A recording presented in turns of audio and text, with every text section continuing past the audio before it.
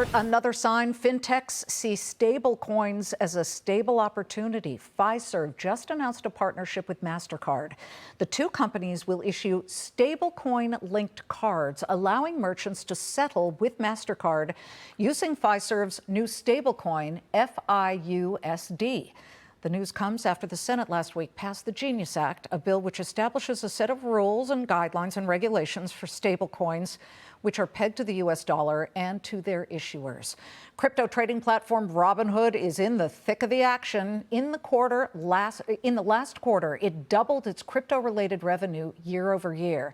The stock is hitting an all-time record right now, up 7.5%. Joining me now in studio, the co-founder and CEO of Robinhood, Vlad Tenev.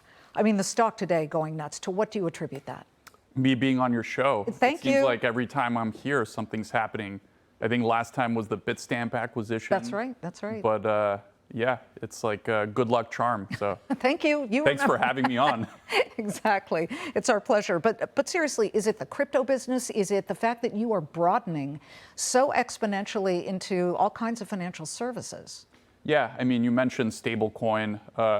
The crypto industry is having a bit of a moment now. We've got two bills that are working their way through Congress in some capacity. Obviously, the Genius bill that provides clarity for stablecoin issuers and companies involved in that market, and also market structure. That's a much broader bill that aims to help distinguish what's under CFTC commodities jurisdiction and then what would be governed by the SEC. And in both of these areas, Robinhood is a major player. We have a big crypto retail offering. We recently closed the acquisition of Bitstamp. As we were talking about earlier, we have our crypto event, which is going to be where we announce some new products in France next week. At a chateau in France, no less. Yes, it was the chateau from To Catch a Thief. If you've seen that movie, it's a Cary Grant, Grace Kelly classic. Merveilleux, super. But when you see this Fiserv-MasterCard partnership, what does it speak to you about that now you've got really traditional names like MasterCard jumping into the stablecoin world? I think it makes a lot of sense. I mean, this, from what I can tell, it's a settlement layer optimization. And Robinhood was... Explain what that is to our viewers. So basically, I don't think that the stable coin is going to be actually used when someone pays for something with their credit card at a merchant or a point of sale, but it's going to be utilized to move money on the back end. And I think the big innovation with stablecoin is that money can go from two different banks in real time over the weekends.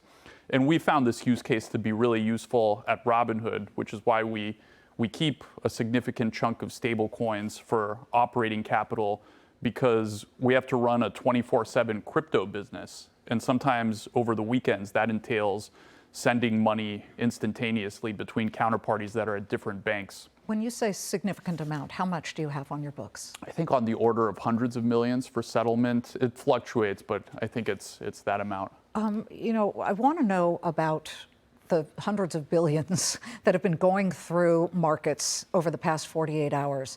You guys opened Sunday night through Friday night, 24/7 trading. You've wanted to go through the weekend. Boy, that would have been a real opportunity this weekend to see some active flows when the U.S. was bombing Iran.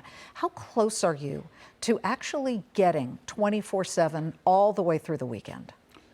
I think it's going to be pretty hard to do with conventional financial infrastructure, but I think this is one of the areas where tokenization and crypto technology can help. Crypto technology already runs 24/7. We've seen that as a big plus for stablecoins, a big advantage in using stablecoins to move large amounts of money.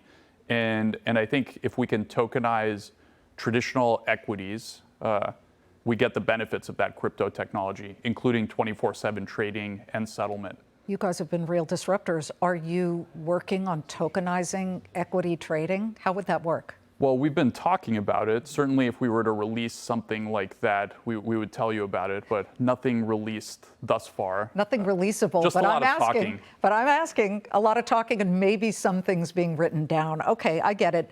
Let's talk about the flows that you saw starting Sunday night with so much geopolitical action. What stocks were moving the most? Yeah, it's interesting. If you look at this Iran conflict and its effect on markets, if it had happened a year ago, I would have been shocked if it wasn't sort of a gap limit down situation. I know, but instead it was up. Yeah, the markets didn't move very much. And so we look at retail activity, and I'd say retail sort of has been shrugging this off. And I think probably what they're assuming, what they're expecting is that this won't be a prolonged conflict. This will be like a short-term skirmish that'll be resolved soon. And I hope that's the case. I hope we're not in a prolonged conflict. But what retail is doing is it's very much just continuing elevated activity that we saw through May. May was our biggest month in 24-hour trading in our history. And it's continued to be strong through June, but I wouldn't say abnormally strong. So I think we haven't seen too much of a reaction at this point. It's just been continuing to buy, retail's continue to buy the innovation names. You know, stablecoin industry, crypto, AI, electric vehicles, those have been driving the bulk of the activity. We ran a scroll of your most widely traded stocks on the platform. I just want to say it because we got a lot of people listening on XM Channel 113, Fox Business. Lock it in. Tesla, Nvidia, Palantir, Meta, Ford, GameStop, Apple, Amazon, Microsoft, and Disney. Interesting. Those are just the big long-term plays that people are making. I mean, our customers are investing in innovation names.